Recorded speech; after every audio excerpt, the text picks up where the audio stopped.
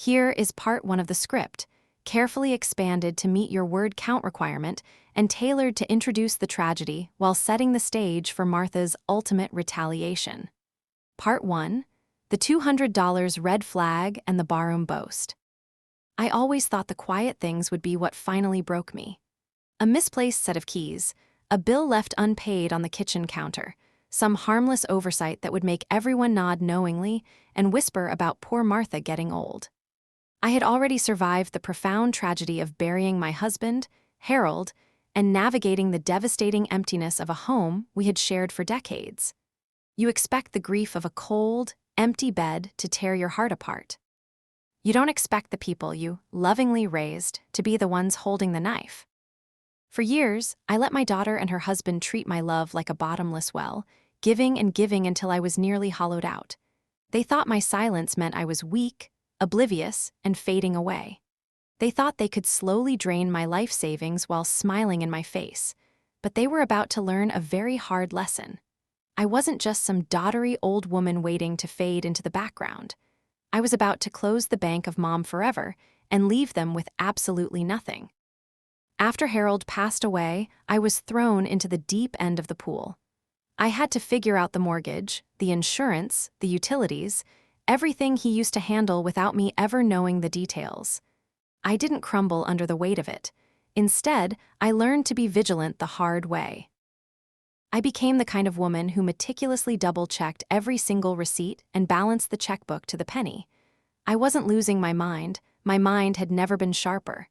But that sharpness is exactly what made the betrayal hurt so much more. It started innocently enough, just weeks after Harold's funeral. I was still drowning in paperwork and fresh grief. My daughter, Jenna, and her husband, Derek, insisted on helping me simplify my life.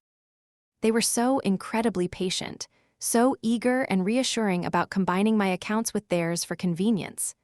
I remember sitting in that stuffy bank office, feeling small and overwhelmed, while Jenna patted my hand softly. "Don't worry, Mom," she had said, her eyes shining with what I mistook for genuine concern.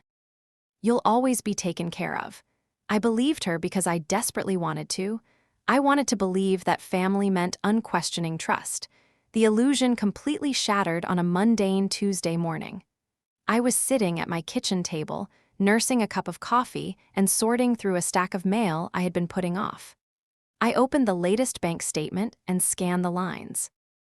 Suddenly, I noticed that my savings account, what was left of the money Harold and I had spent 40 solid years building together, was noticeably lighter. It wasn't by a massive amount, it was just a $200 withdrawal. It was just enough that anyone else might have simply shrugged and assumed it was a bank error or a forgotten charge. Except, I don't shrug things off. I pulled the statement closer, feeling my pulse skitter nervously in my throat. The line item was clearly labeled, "Transfer to joint household expenses." I stared at those words until they blurred. I hadn't authorized any transfer, and I lived completely alone. I tried to convince myself it was just a clerical error. Maybe the bank had mixed up the account numbers, or maybe it was an old subscription I had somehow forgotten to cancel. But a cold, tight little voice in my chest whispered the devastating truth. "You know exactly what this is." The phone rang, startling me out of my thoughts. It was my neighbor Sharon calling to ask if I was still coming to her book club that evening. I managed to choke out a polite answer, but my voice sounded strange, thin, and trembling in my own ears. I hung up and just sat there in the quiet kitchen, staring at that single, damning line on the paper. A few hours later, the walls of the house felt like they were closing in on me. I put on my coat and walked down to the corner market, hoping the crisp winter air would clear my head and help me figure out how to approach Jenna. I still wanted to give her the benefit of the doubt. I still wanted to believe she was the good girl I raised. That is when I ran into Anita, a woman from the neighborhood I had known for years. Anita was cheerful, almost giddy, leaning in close like she couldn't wait to share a juicy tidbit of local gossip. "Funny thing," she said, conspiratorially lowering her voice. "I saw Derek at Ali's last night with the boys." Ali's was the local sports bar. I braced myself, expecting a story about him having too much to drink, but what she said next made the ground drop out from under me. He was joking about how you'd never miss it if he borrowed a little extra, Anita gossiped. Said, she won't notice if we take a little. She's got plenty. Her words didn't make sense to me at first. They sounded distant, as if she were speaking to me through a long, dark tunnel. I forced myself to laugh it off to save face, but something deep inside my chest went very, very still. They weren't making mistakes. They weren't having emergencies. They were sitting in bars, laughing with their friends, and treating me like a fool. I didn't sleep that night. How could I? When I walked back into my empty house, the silence that usually comforted me suddenly felt suffocating. I didn't turn on the television or make dinner. I walked straight to the small filing cabinet in Harold's old home office and pulled out every single bank statement from the last 12 months. I carried the heavy folders to the kitchen table, sat down under the harsh glare of the overhead light, and clicked a bright yellow highlighter. I was no longer a mother giving her children the benefit of the doubt.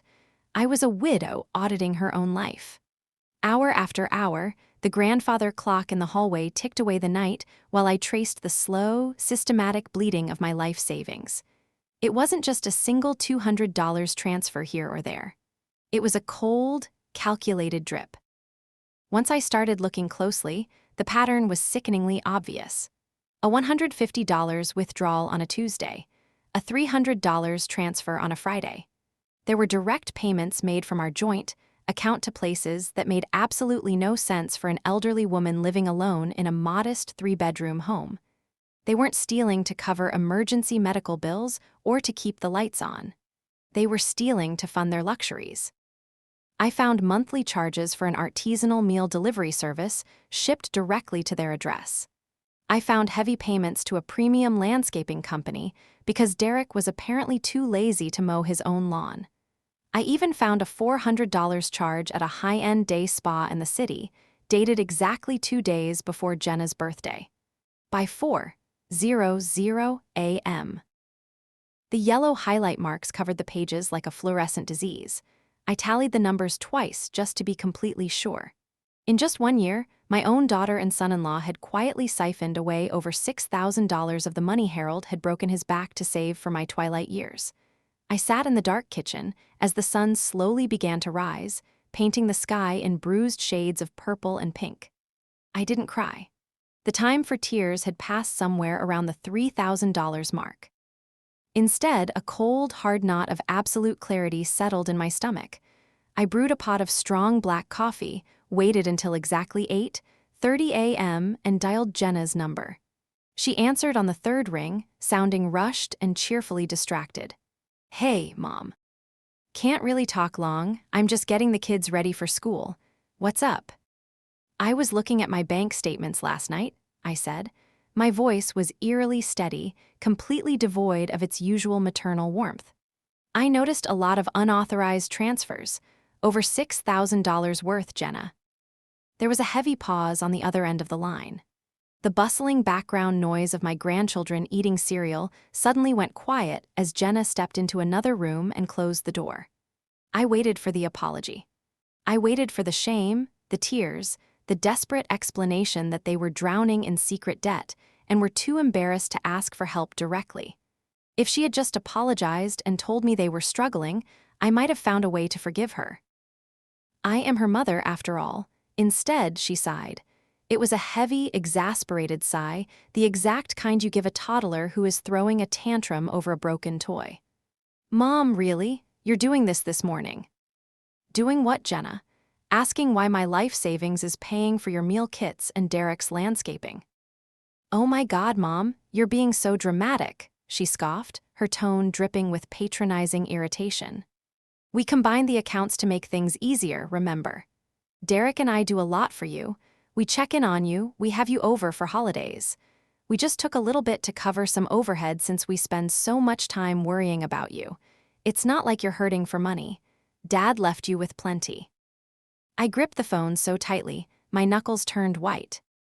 "That money is for my care. It is for emergencies. It is not yours to take whenever Derek wants a perfectly manicured lawn." "You're confused, Mom," she said, seamlessly sliding into a gaslighting tone that made my skin crawl. "You told us to use that account for family expenses. Honestly, you're overreacting over a few pennies. You have a huge house all to yourself and more money than you could ever spend. Stop being so stingy. Just drop it, okay? Don't make a big deal out of nothing. I have to go to work." She didn't even wait for my reply. The line went dead with a sharp click. The drive to the bank felt completely different than the trip I had taken with Jenna a year ago. Back then, I was drowning in fresh grief, relying heavily on my daughter to guide me through the terrifying maze of widowhood. Today, I drove with both hands firmly gripping the steering wheel, my mind entirely clear and my jaw set in stone.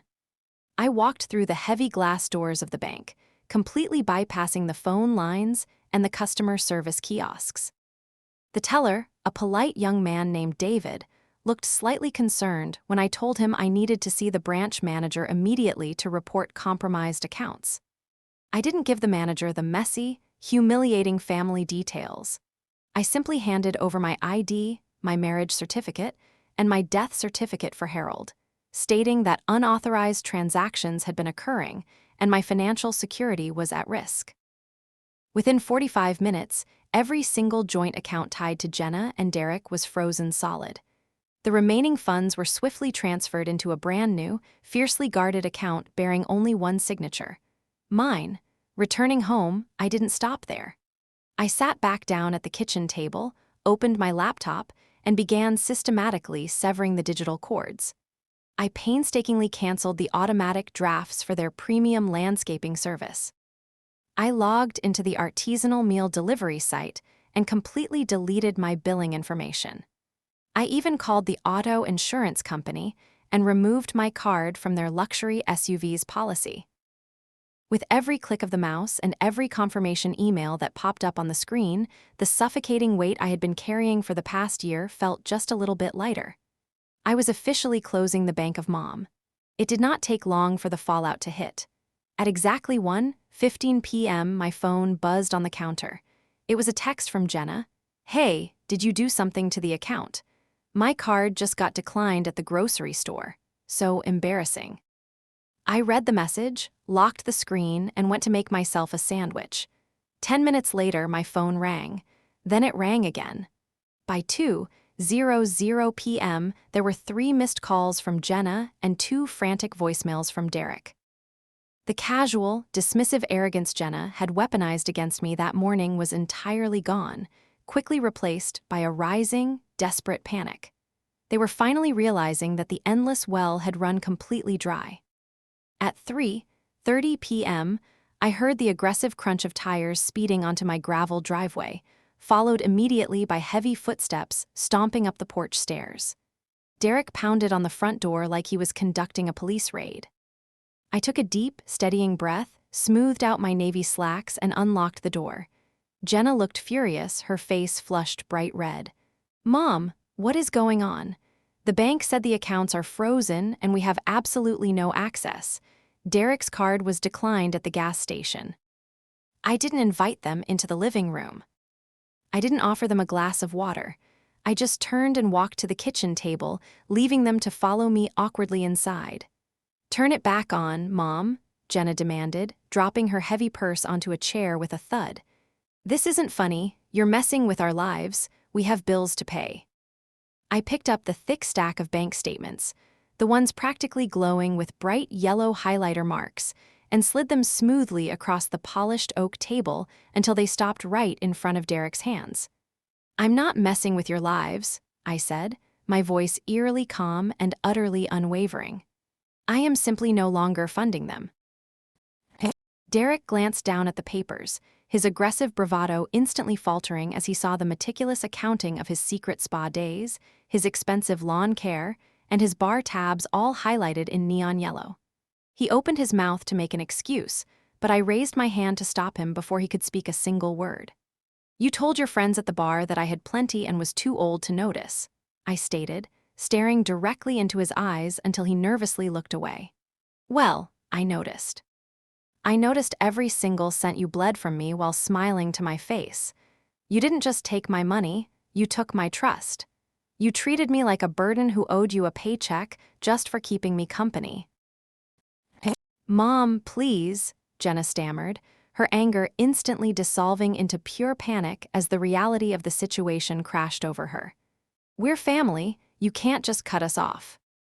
I looked at the daughter I had sacrificed so much for, feeling a profound sense of closure that I hadn't felt since Harold passed away. "Family doesn't steal," I replied quietly.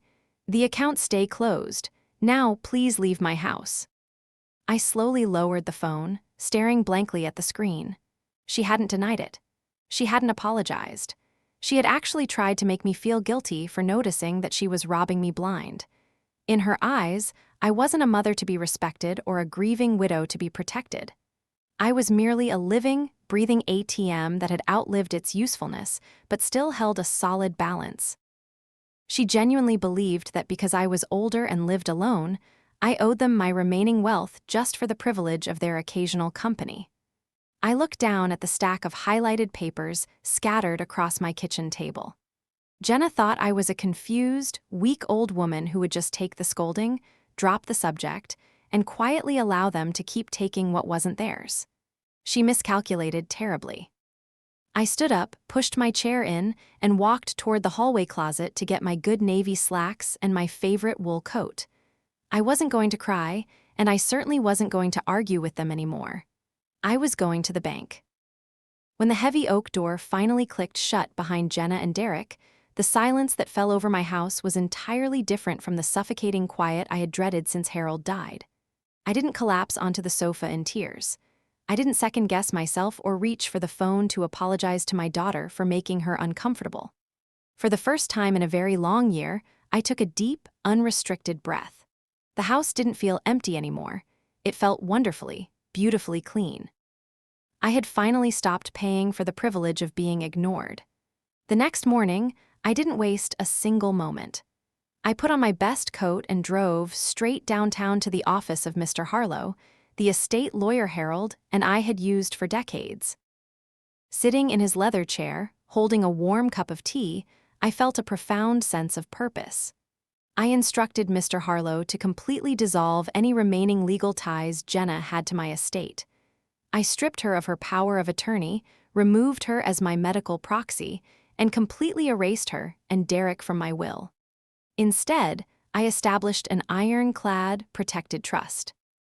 Every single penny, the house, the investments, the remaining savings, it would all go directly to my grandchildren when they turned 25, safely guarded by an independent trustee so their parents couldn't touch a dime of it.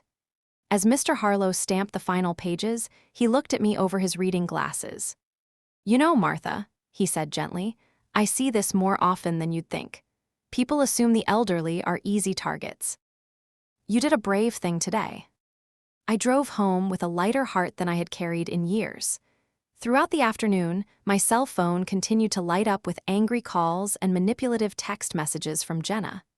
She tried everything, raging about how I was ruining their credit, attempting to guilt-trip me by mentioning Harold's memory, and finally, resorting to cold threats that I would never see my grandchildren again. But I didn't answer. I didn't engage. I had spent an entire year listening to her condescension and gaslighting, and I had absolutely nothing left to say to a woman who viewed me merely as a bottomless bank account. That evening, I sat in my living room by the large bay window, watching the pale evening light filter through the trees. The highlighted bank statements were still resting on the coffee table. I thought about throwing them in the fireplace and burning them, but something made me keep them. They weren't just evidence of a crime, they were a hard-earned reminder. A reminder that love without basic respect is just another form of quiet cruelty. A reminder that it is never selfish to fiercely protect what you have worked your entire life to build. Just as the sun dipped below the horizon, casting a warm golden glow across the room, my phone chimed on the side table. I expected it to be another angry demand from Jenna. Instead, it was a single text message from my oldest granddaughter, Megan. She was only 16, but already possessed a quiet, observant kindness that always reminded me of Harold. The message read, "Hi, Grandma. I heard Mom and Dad yelling. Are you okay? I love you. I can take the bus over this weekend to see you if you want." My chest tightened, and for the first time through this entire ordeal, tears pricked my eyes. but they weren't tears of sorrow, they were tears of profound relief. I typed back, my hands remarkably steady. "I'm okay, sweetheart, just taking some time for myself. I would love to see you this weekend. I'll make your favorite cookies." "Can't wait. Love you so much," she replied instantly. I held the phone against my chest and closed my eyes, letting that beautiful truth settle over me like a warm quilt. Jenna had threatened to take my family away, but she couldn't. I hadn't lost everything. I had just successfully pruned the dead, toxic weight from the family tree so the healthy branches could finally thrive. I was going to be fine. I was going to be free. And I was completely finished pretending to be grateful for the scraps of affection handed to me by people who thought I wouldn't notice when they robbed me blind. I wasn't just surviving anymore, I was finally living on my own terms. Light bulb, a valuable lesson for the listener. Martha's incredible story leaves us with a critical and empowering truth. Setting boundaries with toxic family members is not an act of cruelty. It is an act of profound self-respect. Society often pressures us to believe that family is family, and that we must unconditionally forgive and fund our loved ones, even when they mistreat us. However, financial exploitation is a deep betrayal, regardless of whether the thief shares your DNA. Being generous does not mean you must become a martyr, and being older does not mean you must become invisible or compliant. If you ever find yourself being treated as a mere convenience or a living bank account, remember Martha's quiet strength. You have the absolute right to audit your life, demand respect, and fiercely protect your peace and your assets. Never allow anyone to gaslight you into believing you owe them your livelihood. True family loves you for who you are, not for what they can extract from you. Recognize your immense worth, close the accounts that drain your soul, and proudly invest your love into the relationships that genuinely give it back.